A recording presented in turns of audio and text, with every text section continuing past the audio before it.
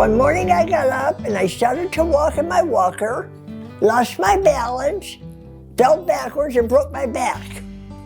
So after that happened, my daughter said, you cannot live by yourself anymore. When I got out of the hospital, they brought me here, and believe me, I was not happy. I cried and screamed and hollered. I said, you cannot do this to me. And they said, well, we have to. And you have to accept the fact you can't take care of yourself anymore. I've gotten used to the place, and it's good. The people are good, and they do a lot of activities with us and take us places, so it's all good. But it was hard to get used to it, you know, moving like that. But I'm okay. We do bingo, we play bunco, we play word games, namescape games, a lot of word letters, and we make things and craft. You know, you're not sitting here all day, and that's why my daughter put me here, because they had a lot of activities. It's assisted living, but like me, I take care of myself. Everybody here seems to get along very well, and that makes it a lot easier.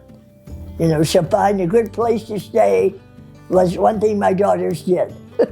One evening, my wife fell down and couldn't get up, and I tried helping her up and found out that I was right down beside her.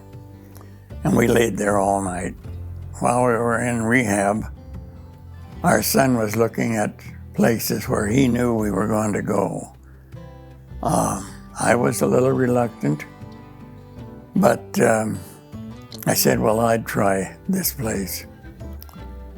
And I realized now that I was in no shape to keep up our place in Everson. Keeping up a place takes a lot of time and effort.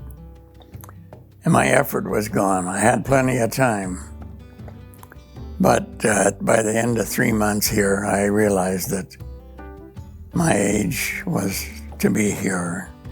After we adjusted to it, we both appreciate the place and appreciate the help we get. We appreciate the staff, and we appreciate the people that are with us here. It's a good place. People ask me, did you find it difficult to move? But no, not at all.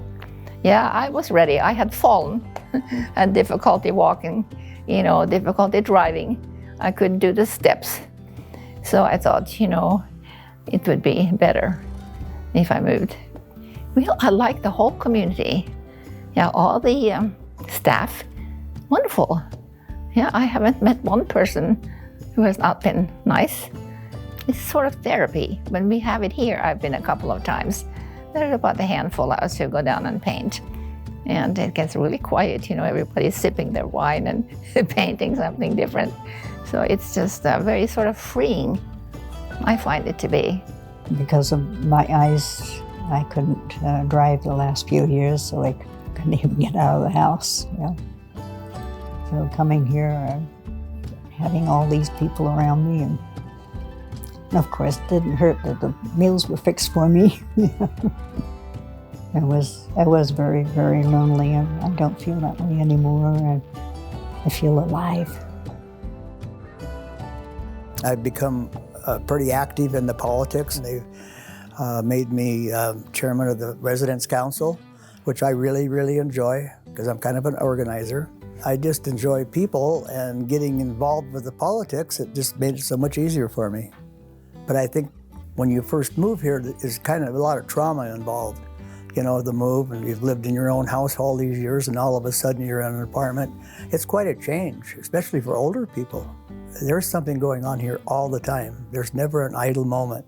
And if you take advantage of all those activities, it's going to make life a lot easier for you here. It's an adjustment. You know, you've done things on your own all your life, and all of a sudden you can't. And to get in a place like this where everyone's so nice and the residents are so nice, you could make it very enjoyable, which I've done.